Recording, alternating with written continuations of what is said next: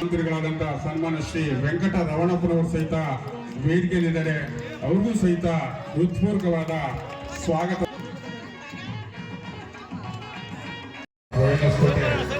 Police ಇಲಾಖೆ, ಆರಕ್ಷಕ ಠಾಣೆ,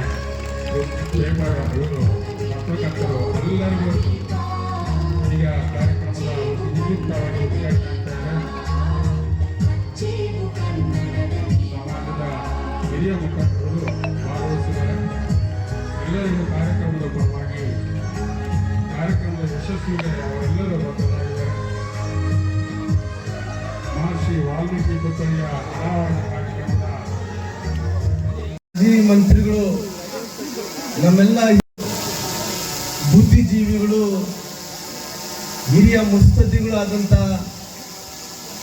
ಸನ್ಮಾನ್ಯ ಉಗ್ರಪ್ಪಣ್ಣನವರೇ, ಭಾವನೆಗಳನ್ನ ಇಟ್ಕೊಂಡು ರಾಜಕಾರಣದಲ್ಲಿ ಒಬ್ಬ ದೊಡ್ಡ ವ್ಯಕ್ತಿಯಾಗಿ ಮಾರ್ಗದರ್ಶನವನ್ನು ಮಾಡ್ತಾ ಇರುವಂತ ಸನ್ಮಾನ್ಯ ವೆಂಕಟರಮಣಪ್ಪ ಅಣ್ಣನವರೇ,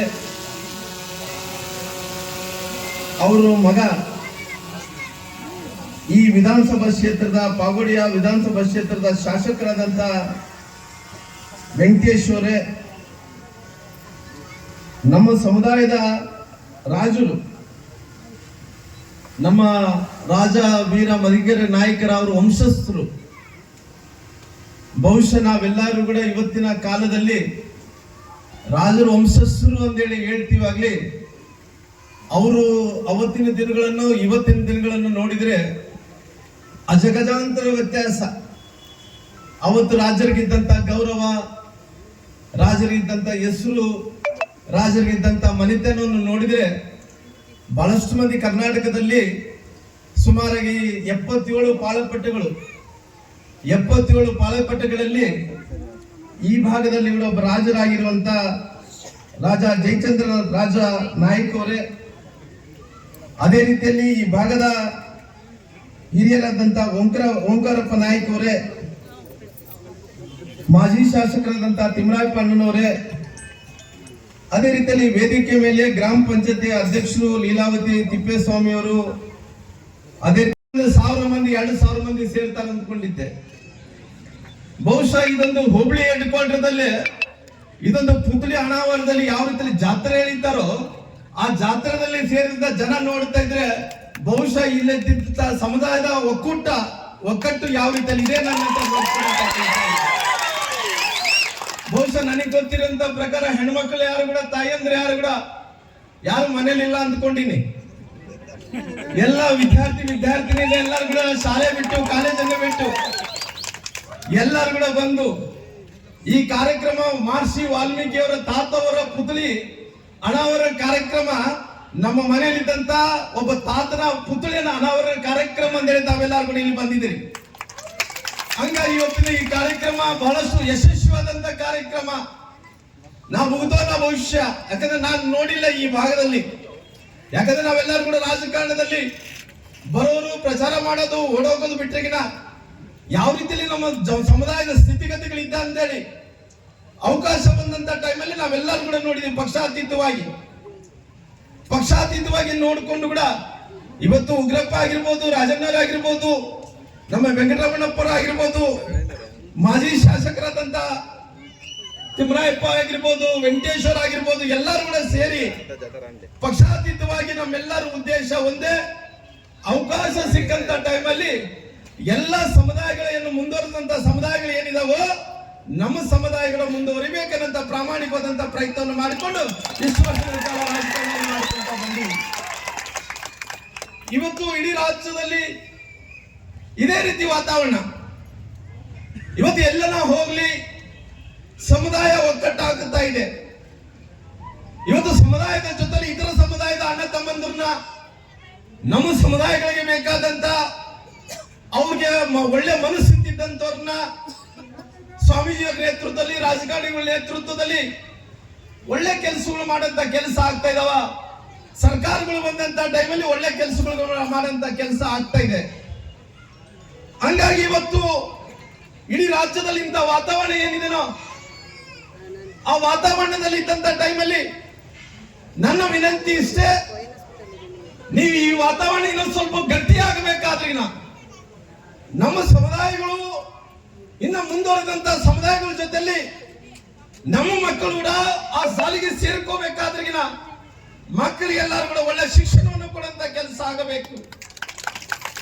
ಬಹುಶಃ ಇಲ್ಲಿದ್ದಂತ ರಾಜಣ್ಣವರು, ಉಗ್ರಪ್ಪನವರು, ವೆಂಕಟರಮಣಪ್ಪನವರು ಈ ಸಮುದಾಯ ಕೂಡ ಈ ಸಮುದಾಯಕ್ಕೆ ಅಧ್ಯಯನ ಮಾಡುವಂತ ಟೈಮಲ್ಲಿ ಅವ್ರು ಯಾವ ಪಾರ್ಟಿಯಲ್ಲಿರ್ಲಿ, ನಾವು ಯಾವ್ಯಾವ ಪಾರ್ಟಿಯಲ್ಲಿರ್ಲಿ, ಸಮುದಾಯ ಅಂತ ಬಂದಂತ ಟೈಮಲ್ಲಿ ನಾವೆಲ್ಲರೂ ಕೂಡ ಒಂದೇ ಅನ್ನಂತ ಭಾವನೆ.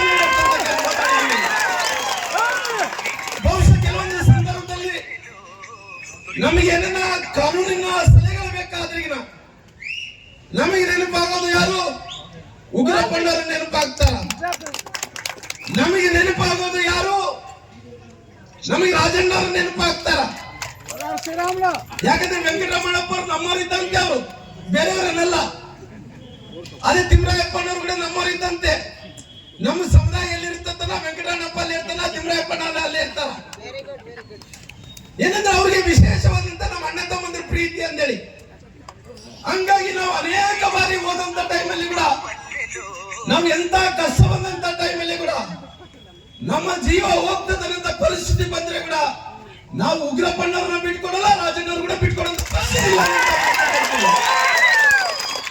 ಈ ರಾಜಕಾರಣ ಅಂದ ತಕ್ಷಣ ನಾವೆಲ್ಲರೂ ಕೂಡ ಬೇರೆ ಬೇರೆ ಪಾರ್ಟಿಗಳಲ್ಲಿ ಇರಲೇಬೇಕಾಗುತ್ತೆ.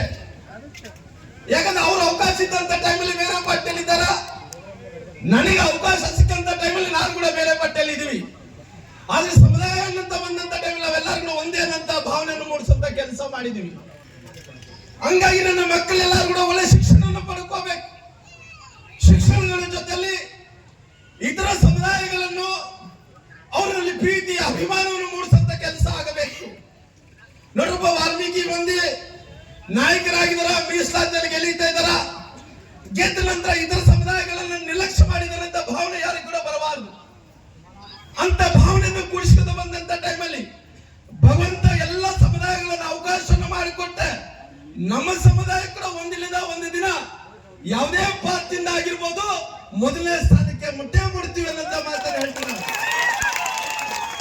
ಅದಕ್ಕೋಸ್ಕರವಾಗಿ ನಾನು ರಾಜಣ್ಣವ್ರು ಏನಂತ್ಕೊಂತಾರ ನನಗೆ ಸ್ವಲ್ಪ ನೋವಿದೆ. ಯಾಕಂದ್ರೆ ಅವರು ಬಹಳಷ್ಟು ಸರಿ ಬಹಳ ಹತ್ತಿರದಿಂದ ನೋಡಿದ್ದೀನಿ. ನಾನು ರಾಜಣ್ಣ ಸಾಹೇಬರು ಬಂದ ತಕ್ಷಣ ಅವ್ರಿಗೆ ಕಾಲಿಗೆ ನಮಸ್ಕಾರವನ್ನು ಮಾಡಿದೆ.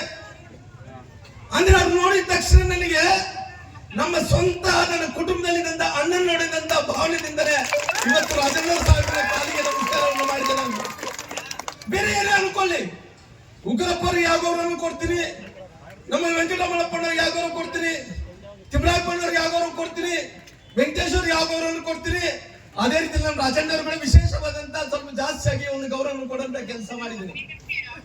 ಯಾಕೆ ಈ ಗೌರವವನ್ನು ಕೊಟ್ಟಿದ್ದೀನಿ ಅಂತ ತಾವು ನೋಡಿದಂತ ಟೈಮಲ್ಲಿ ಇವತ್ತು ಯಾವುದೇ ಸರ್ಕಾರಗಳು ಮುಖ್ಯ ಅಲ್ಲ. ಸರ್ಕಾರಗಳು ಬಂದಂತ ಟೈಮಲ್ಲಿ ಇವತ್ತು ನನಗೆ ಬಹಳಷ್ಟು ನೋವಾದಂತ ವಿಷಯ ಏನಂದ್ರೆ ರಾಜಣ್ಣವ್ರು ನಾವು ಬಹಳಷ್ಟು ನೋವು ತಂದಿದೆ ಅನ್ನಂತ ಮಾತನ್ನು ಹೇಳ್ಬೇಕಾಗುತ್ತೆ. ಯಾಕಂದ್ರೆ ರಾಜಣ್ಣನವರು, ನಾನು ಒಂದು ಮಾತು ಉಗ್ರಪ್ಪನವ್ರು ನನ್ನ ಕಾಲದಲ್ಲಿ ಬರ್ತಾ ಇದ್ರು. ಕಾಲಲ್ಲಿ ಬರುವಂತ ಸಂದರ್ಭದಲ್ಲಿ ಒಂದೇ ಮಾತು ಹೇಳಿದೆ ನಾನು, ಉಗ್ರಪ್ಪನವರೇ ನಮ್ಮ ಹಣೆ ಬರ ನೋಡ್ರಿ, ನಿನಗೆ ಅಧಿಕಾರ ಇಲ್ಲ, ನನಗೆ ಅಧಿಕಾರ ಇಲ್ಲ. ನಮ್ಮ ಮಾವ ಉಗ್ರಪ್ಪ, ನಮ್ಮ ಮಾವರಿಗೆ ಅಧಿಕಾರ ಇಲ್ಲ, ಹಳೆಯ ಕೂಡ ಅಧಿಕಾರ ಇಲ್ಲ, ಕೃಷ್ಣನ್ಗೆ ಅಧಿಕಾರ ಇಲ್ಲ, ಅರ್ಜುನ್ ಕೂಡ ಅಧಿಕಾರ ಇಲ್ಲ. ನಮ್ಮ ರಾಮ, ನಮ್ಮ ರಾಜಣ್ಣವ್ರಿಗೆ ಅಧಿಕಾರ ಇದೆ, ಅವ್ರಿಗೆ MLA ಮಂತ್ರಿ ಸ್ಥಾನ ಕಳ್ಕೊಂಡಾರ.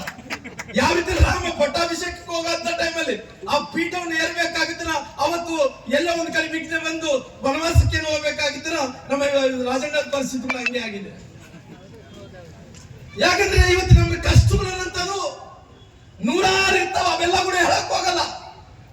ಆದ್ರೆ ನಾವು ಯಾವತ್ತೂ ಕೂಡ ನಮ್ಮ ಈ ಹಿತೈಷಿ, ನಮ್ಮ ಆಸೆ, ನಮ್ಮ ಸಮುದಾಯ ಚೆನ್ನಾಗಿರ್ಬೇಕು.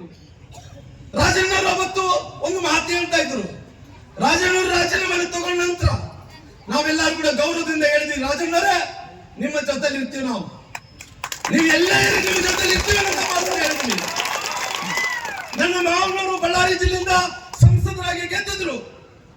ಅವತ್ತಿನ ಸಂದರ್ಭದಲ್ಲಿ ಕೂಡ ನಮ್ಮ ರಾಮ್ಲೋರ್ನ ಅಳಿಯ ಅಂತೇಳಿ ಒಪ್ಕೊಂಡ್ರು. ಅವತ್ತಿನ ಸಂದರ್ಭದಲ್ಲಿ ಕೂಡ ನಾನು ಲೋಕಸಭೆ ಚುನಾವಣೆ ಸೋತಂತ ಟೈಮಲ್ಲಿ ಕೂಡ ರಾಮ್ಲು ನಿನ್ನ ನೋವನ್ನು ಪಡೆಯುವ ನಿನ್ನ ಜೊತೆ ನಾವು ಇದೀನ ಅಂತ ಮಾತು ನಮ್ಮ ಮಾವನ್ ಕೂಡ ಹೇಳಿದ್ರು. ಹಂಗಾಗಿ ನಾನು ವಿನಂತಿಯನ್ನು ಮಾಡ್ಕೊಂತ ಇದ್ದೀನಿ.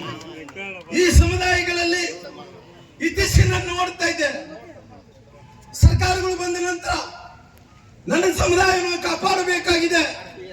ಇವರಲ್ಲಿ 187 ಕೋಟಿ ಭ್ರಷ್ಟಾಚಾರ ಆಯ್ತು.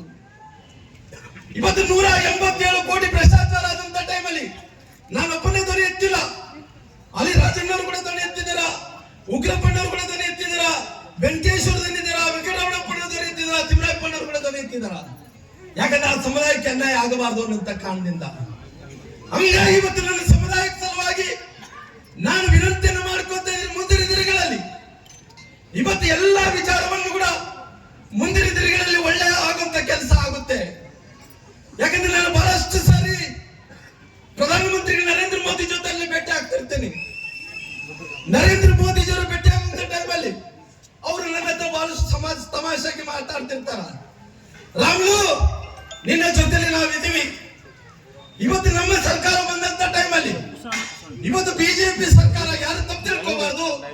ಇವತ್ತು ರಾಜಣ್ಣವರು ಯಾವುದೇ ನನಗೆ ಗೊತ್ತಿಲ್ಲ, ಅವ್ರು ದೊಡ್ಡ ಮನಸ್ಸಿದ್ದಂತವ್ರು, ವೆಂಕಟರಮಣಪ್ಪನವರು ಕೂಡ ದೊಡ್ಡ ಮನಸ್ಸಿದ್ದಂತವ್ರು, ನಮ್ಮ ಮಾವನವರು ಕೂಡ ದೊಡ್ಡ ಮನಸ್ಸಿದ್ದಂತವ್ರು, ಎಲ್ಲರೂ ಕೂಡ ವೇದಿಕೆ ಮೇಲೆ ಇದ್ದಂತ ಪಕ್ಷಾತೀತವಾಗಿದ್ದಂತ ಜನರು. ಇವತ್ತು ಭಾರತೀಯ ಜನತಾ ಪಾರ್ಟಿ ವಾಲ್ಮೀಕಿ ಜಯಂತಿ ಅಂದ್ರೆ ಸರ್ಕಾರಿ ಜಯಂತಿಯನ್ನು ಮಾಡುವಂತ ಕೆಲಸ ಮಾಡಿದ್ವಿ. ಆ ಸರ್ಕಾರಿ ಜಯಂತಿಯ ವಿಚಾರದಲ್ಲಿ ಅಲ್ಲಿ ವೆಂಕಟರಮಣಪ್ಪರು, ರಾಜಣ್ಣನವರು, ನಮ್ಮ ಮಾವನವರು ಎಲ್ಲರೂ ಕೂಡ ಸಲಹೆಯನ್ನು ತಗೊಂಡು RSS ಅವರು ಏನನ್ನ ಸಲಹೆ ಕೇಳ್ಬೇಕಾದ್ರೆ ನಮ್ಮ ಮಾವನವ್ರನ್ನೇ ಕೂಡ ಕೇಳ್ತಾರ. ಇವತ್ತು ವಾಲ್ಮೀಕಿ ಜಯಂತಿ ಸರ್ಕಾರಿ ಜಯಂತಿಯನ್ನು ಮಾಡುವಂತ ಕೆಲಸ ಮಾಡಿದ್ವಿ. ನಂತರ ದಿನಗಳಲ್ಲಿ ಇವತ್ತು ಅದೇ ರೀತಿಯಲ್ಲಿ ಕೂಡ ನಮ್ಮ ಸಮುದಾಯಕ್ಕೆ ಏನಿವತ್ತು ಆ ಭಾಗದಲ್ಲಿ ಮೈಸೂರು ಕಡೆ ಪರಿವಾರ ತಳವಾರ ಅನ್ನಂತ ಜಾತಿಗಳು ಎಷ್ಟಿಂದ ಕೈ ಬಿಟ್ಟು ಹೋಗಿತ್ತು. ಅವತ್ತಿನ ಸಂದರ್ಭದಲ್ಲಿ ಆ ಸಮುದಾಯಗಳನ್ನು ಎಸ್ಟಿ ಸಮುದಾಯಕ್ಕೆ ಸೇರಿಸುವಂತ ಕೆಲಸ ಮಾಡಿದ್ವಿ. ನಂತರ ದಿನಗಳಲ್ಲಿ ಇದಕ್ಕೊಂದು ಸಚಿವಾಲಯ ಬೇಕಾಗಿತ್ತು, ಮಿನಿಸ್ಟ್ರಿ ಬೇಕಾಗಿತ್ತು. ನಮ್ಮ ಎಲ್ಲ ಹಿರಿಯರ ಸಲಹೆಯನ್ನು ತಗೊಂಡು, ನಮ್ಮ ಎಲ್ಲ ಹಿರಿಯರೆಲ್ಲರೂ ಸಲಹೆಯನ್ನು ಪಡೆದುಕೊಂಡು ಅವತ್ತು ನಮ್ಮ ಸಮುದಾಯಕ್ಕೆ ಒಂದು ವಿಶೇಷವಾದಂತ ಮಿನಿಸ್ಟ್ರಿಯನ್ನು ಕೊಟ್ಟು ಮೊದಲನೇ ಮಂತ್ರಿ ರಾಮ್ಲೋರ್ನ ಕೂಡ ಮಾಡುವಂತ ಕೆಲಸ ನಮ್ಮ ಮಾಡಿತ್ತು. ನಂತರ ದಿನಗಳಲ್ಲಿ ಮೀಸಲಾತಿ ವಿಚಾರಗಳಲ್ಲಿ ಇವತ್ತು ಮೀಸಲಾತಿ ವಿಚಾರಗಳಲ್ಲಿ ಒಂದು ಸಾರಿ ನಾನು ರಾಜಣ್ಣವರ ಹತ್ರ ಕೂಡ ಹೋಗಿದ್ದೆ. ಒಂದು ಸಾರಿ ನಮ್ಮ ಮಾವರು ಉಗ್ರಪ್ಪ ಅವ್ರ ಜೊತೆಲಿ ಕೂಡ RSS ನ ಹಿರಿಯರಾದಂತ ವಾದಿರಾಜ್ ಜೊತೆಲಿ ರಾತ್ರಿ ಅವರು ಕಚೇರಿಗೆ ಹೋಗಿದ್ವಿ. ಕಚೇರಿಗೆ ಹೋದಂತ ಟೈಮಲ್ಲಿ ಇವತ್ತು ಬಾಬಾ ಸಾಹೇಬ್ ಅಂಬೇಡ್ಕರ್ ಅವರ ಸಂವಿಧಾನವನ್ನು ಬರೆದ ನಂತರ ಇವತ್ತು ಕೇಂದ್ರ ಸರ್ಕಾರ 7% ಮೀಸಲಾತಿ ಕೊಡ್ತಾ ಇದೆ. ಇವತ್ತು ರಾಜ್ಯ ಸರ್ಕಾರ 3% ಮೀಸಲಾತಿ ಕೊಡ್ತಾ ಇದೆ. ಏನು ಮಾಡಬೇಕು ಅನ್ನೋ ವಿಚಾರ ಬಂದಂತ ಟೈಮಲ್ಲಿ ರಾಜಣ್ಣರು ಉಗ್ರಪ್ಪಣ್ಣವರು ಇಬ್ಬರು ಸಲಹೆಯನ್ನು ಕೊಟ್ಟು ನೀವು ಮಾಡ್ರಿ, ಅದು 7% ಮಾಡ್ರಿ ಅಂತೇಳಿ ಸಲಹೆಯನ್ನು ಕೊಟ್ಟಿರೋ ಕಾರಣ ನನ್ನ ಸರ್ಕಾರ ಇವತ್ತು 3ರಿಂದ 7% ಮೀಸಲಾತಿ ಮಾಡುವಂತ ಕೆಲಸ ಮಾಡಿತ್ತು. ಪರಿಶಿಷ್ಟ ಜಾತಿಗಳಿಗೆ 15ರಿಂದ 2% ಜಾಸ್ತಿಯನ್ನು ಮಾಡಿ ಅದಕ್ಕೆ 17% ಮೀಸಲಾತಿಯನ್ನು ಮಾಡುವಂತ ಕೆಲಸ ಕೂಡ ಮಾಡಿದ್ರು. ಇವತ್ತೇನೇ ಬಂದು ನಿಂತಿದೆ. ಇವತ್ತು ಎಲ್ಲಿಗೆ ಬಂದು ನಿಂತಿದೆ. ಇವತ್ತು ನಾನು ಪ್ರಧಾನಮಂತ್ರಿಗಳನ್ನ ಈ ರಾಜ್ಯದಲ್ಲಿ ಗೊಂದಲ ಪ್ರಾರಂಭ ಆದಂತ ಟೈಮಲ್ಲಿ ನಾನು ಇತರ ಸಮುದಾಯಗಳೆಲ್ಲ ಕೂಡ ಎಷ್ಟಿಗೆ ಬರಬೇಕನ್ನಂತ ಟೈಮಲ್ಲಿ ನಾನು ಪ್ರಧಾನಮಂತ್ರಿಗಳ ಭೇಟಿ ಆಗಿದ್ದೆ. ರಾಷ್ಟ್ರೀಯ ನಾಯಕರು ಹೇಳಿದ್ರು, ಶ್ರೀರಾಮುಲು ಯಾವತ್ತು ನಿಮ್ಮ ಸಮುದಾಯ ವಾಲ್ಮೀಕಿ ಸಮುದಾಯವನ್ನು ನಾವು ಬಿಟ್ಟುಕೊಟ್ಟಿದ್ದೀವಿ ಅಂತ ನನಗೆ ಪ್ರಶ್ನೆ ಕೇಳಿದ್ರು. ಪ್ರಧಾನಮಂತ್ರಿ ನರೇಂದ್ರ ಮೋದಿಜಿಯವರು ಯಾವತ್ತು ಕೂಡ ಈ ಸಮುದಾಯವನ್ನು ಬಿಟ್ಟುಕೊಟ್ಟಂತ ಪ್ರಶ್ನೆ ಇಲ್ಲ, ಮುಂದೆ ಕೂಡ ಬಿಟ್ಟುಕೊಡಲ್ಲ ಅನ್ನಂತ ಮಾತು ಪ್ರಧಾನಮಂತ್ರಿಗಳು ಹೇಳಿದ್ರು. ಇವತ್ತಿನ ಪರಿಸ್ಥಿತಿಯಲ್ಲಿ ಶ್ರೀರಾಮುಲು ನೀವು ಹೇಳ್ತಿದ್ದೀರಲ್ಲ, ಇವತ್ತು ನಾನು ಈ ದೇಶದ ರಾಷ್ಟ್ರಪತಿಗಳಾದಂತ ದ್ರೌಪದಿ ಮುರ್ಮು ಅವರನ್ನ ನಿಮ್ಮ ಸಮುದಾಯವನ್ನು ರಾಷ್ಟ್ರಪತಿಗಳಾಗಿ ಮಾಡಿದ್ದೀನಿ. ಅದೇ ರೀತಿಯಲ್ಲಿ ಇವತ್ತು ಒಡಿಶಾದ ಮುಖ್ಯಮಂತ್ರಿಗಳು ಮೋಹನ್ ಚರಣ್ ಅವ್ರನ್ನ ಒಡಿಶಾದ ಮುಖ್ಯಮಂತ್ರಿಗಳಾಗಿ ಎಸ್ಟಿ ಅವರನ್ನ ಮುಖ್ಯಮಂತ್ರಿಯಾಗಿ ಮಾಡಿದ್ದೀನಿ. ಅದೇ ರೀತಿಯಲ್ಲಿ ಕೂಡ ಛತ್ತೀಸ್ಗಢದ ಮುಖ್ಯಮಂತ್ರಿ ವಿಷ್ಣು ಡಿವೋ ಸಾಯಿ ಅವ್ರನ್ನ ಛತ್ತೀಸ್ಗಢನ ಮುಖ್ಯಮಂತ್ರಿಗಳಾಗಿ ಎಸ್ಟಿ ಸಮುದಾಯದವ್ರನ್ನ ಮಾಡಿದ್ದೀನಿ. ನಿಮ್ಮ ಸಮುದಾಯವನ್ನು ಇವತ್ತು ಬಿಟ್ಟುಕೊಡಲ್ಲ ಮುಖ್ಯಮಂತ್ರಿಗಳು ಹೇಳಿದಾರ. ಅದಕ್ಕೋಸ್ಕರವಾಗಿ ನಾನು ವಿನಂತಿ ಮಾಡ್ತಾ ಇದ್ದೀನಿ, ಮುಂದಿನ ದಿನಗಳಲ್ಲಿ ನಮ್ಮ ಸಮುದಾಯಕ್ಕೆ ತೊಂದರೆ ಆದಂತ ಟೈಮಲ್ಲಿ ನಾನು ಉಗ್ರಪ್ಪನವರು, ವೆಂಕಟರಮಣಪ್ಪನವರು, ರಾಜಣ್ಣನವರು, ತಿಮ್ಮರಾಯಪ್ಪನವರು, ವೆಂಕಟೇಶ್ವರ ಎಲ್ಲರೂ ಕೂಡ ಒಂದಾಗಿ ಈ ಸಮುದಾಯಕ್ಕೆ ನ್ಯಾಯವನ್ನು ಕೊಡಿಸುವಂತ ಕೆಲಸ ನಾವು ಮಾಡ್ತೀವಿ ಅಂತ ಮಾತು ಹೇಳ್ತೀವಿ ಸ್ವಾಮೀಜಿಯವರ ನೇತೃತ್ವದಲ್ಲಿ. ಅದಕ್ಕೋಸ್ಕರವಾಗಿ ಯಾವುದೇ ಗೊಂದಲ ಬಗ್ಗೆ ಯಾರು ತಲೆಯಲ್ಲಿ ಕೆಡಿಸ್ಕೊಳಕ್ ಹೋಗಬೇಡಿ. ಇವತ್ತು ಗೊತ್ತಿದೆ ನನಗೆ, ಈ ಸಮುದಾಯ ಸಂಕಷ್ಟ ಪರಿಸ್ಥಿತಿಯಲ್ಲಿ ಇದೆ. ಈ ಸಮುದಾಯ ಇವತ್ತು ಭಯ ಪ್ರಾರಂಭ ಆಗಿದೆ. ಆ ಭಯ ಪ್ರಾರಂಭ ಆದಂತ ಟೈಮಲ್ಲಿ ನೀವು ಯಾರೊಬ್ಬರುಗಳ ಯೋಚನೆ ಮಾಡಕ್ ಹೋಗಬೇಡಿ. ಎಲ್ಲ ಸಮಸ್ಯೆಗಳನ್ನು, ಎಲ್ಲ ಪರಿಹಾರಗಳನ್ನು ವೇದಿಕೆ ಮೇಲಿದ್ದಂತ ನಾಯಕರಿಗೆ ಬಿಟ್ಟುಕೊಡ್ರಿ. ಯಾಕಂದ್ರೆ ಸಮುದಾಯಕ್ಕೆ ತೊಂದರೆ ಆಗುವಂತ ಟೈಮಲ್ಲಿ ನಾವೆಲ್ಲರೂ ಕೂಡ ಒಟ್ಟುಗೂಡ್ತೀವಿ, ಒಗ್ಗಟ್ಟು ಕೂಡಿಸ್ತೀವಿ. ಆ ಒಗ್ಗಟ್ಟು ಕೂಡಿಸ್ಕೊಂಡು ಯಾವುದೇ ವಿಚಾರವನ್ನು, ಸಮಸ್ಯೆಗಳನ್ನು ಪರಿಹಾರ ಮಾಡುವಂತ ಕೆಲಸ ನಾವು ಮಾಡ್ತೀವಿ ಅನ್ನೋಂಥ ಮಾತನ್ನು ಕೂಡ ನಾನು ಕೊಡ್ತೀನಿ. ಅದಕ್ಕೋಸ್ಕರವಾಗಿ ಈ ಭಾಗದಲ್ಲಿದ್ದಂತ ಏನು ಈ ಪುತ್ಥಳಿ ಅನಾವರಣ ಕಾರ್ಯಕ್ರಮದಲ್ಲಿ ಶಿಲ್ಪಿಗಳು ಬಂದಾರ, ಸ್ವಾಮೀಜಿಯವರು ಬಂದಾರ, ರಾಜಕಾರಣಿಗಳು ಬಂದಾರ. ನೀವು ನೋಡ್ತಾ ಇದ್ರೆ ನಾನು 2 ಗಂಟೆ ಒಳಗಡೆ ನಾನು ಬೆಂಗಳೂರಲ್ಲಿ ಇರ್ಬೇಕಾಗಿದೆ. ಕೋರ್ ಕಮಿಟಿ ನಡೀತಾ ಇದೆ, ಹೋಗ್ಬೇಕಾಗಿದೆ. ಅಲ್ಲಿ ಡೆಲ್ಲಿಯಿಂದ ಒಂದು ನಾಯಕರೆಲ್ಲರೂ ಕೂಡ ಕಾಯ್ತಾ ಇದಾರ. ಅದಕ್ಕೋಸ್ಕರವಾಗಿ ನಾನು ಹೋಗ್ತಾ ಇರೋ ಕಾರಣ ಎಲ್ಲರನ್ನ ನಾನು ರಿಕ್ವೆಸ್ಟ್ ಮಾಡಿಕೊಂಡೆ, ದಯವಿಟ್ಟು ನನಗೆ ಅವಕಾಶ ಮಾಡಿಕೊಡ್ರಿ ಅಂತೇಳಿ ಅವಕಾಶ ಮಾಡಿಕೊಟ್ಟಿದ್ರಿ. ಯಾರು ಅನ್ನಿತವನ್ನು ಭಾವಿಸಲಾರ್ದಂತೆ ನನಗೇನು ಅವಕಾಶ ಮಾಡಿಕೊಟ್ಟಿದ್ರು ಎಲ್ಲ ಹಿರಿಯರಿಗೆ ನಾನು ವಂದಿಸುತ್ತಾ, ಇಲ್ಲಿ ಕಾರ್ಯಕ್ರಮದಲ್ಲಿ ಭಾಗವಹಿಸಿದ ಎಲ್ಲರಿಗೂ ವಂದಿಸುತ್ತಾ, ಇವತ್ತು ಈ ಊರಿನಲ್ಲಿ ಹೊಸಕೋಟೆಯಲ್ಲಿ ಏನು ಈ ವಾಲ್ಮೀಕಿ ಸಮುದಾಯ ಭವನಕ್ಕೆ ಅವತ್ತು 75 ಲಕ್ಷ ರೂಪಾಯಿ ಬೇಕಂತ ಹೇಳಿದ್ರು. ಅವತ್ತು 75 ಲಕ್ಷ ರೂಪಾಯಿಯನ್ನು ಕೂಡ ಹಾಕುವಂತ ಕೆಲಸ ಮಾಡಿದ್ರಿ. ಸೋದರದಂತ ವೆಂಕಟೇಶ್ವರ ಇದ್ರ, ಆ ವೆಂಕಟೇಶ್ವರ ಕಾರ್ಯಕ್ರಮವನ್ನು ಮುಂದುವರಿಸುವಂತ ಕೆಲಸ ಮಾಡ್ತಾರ. ಧನ್ಯವಾದಗಳು. ಜೈ ಹಿಂದ್, ಜೈ ಕರ್ನಾಟಕ, ಜೈ ಮಲ್ನಾಡು. ಸನ್ಮಾನ ಮಾಡ್ತಾರೆ.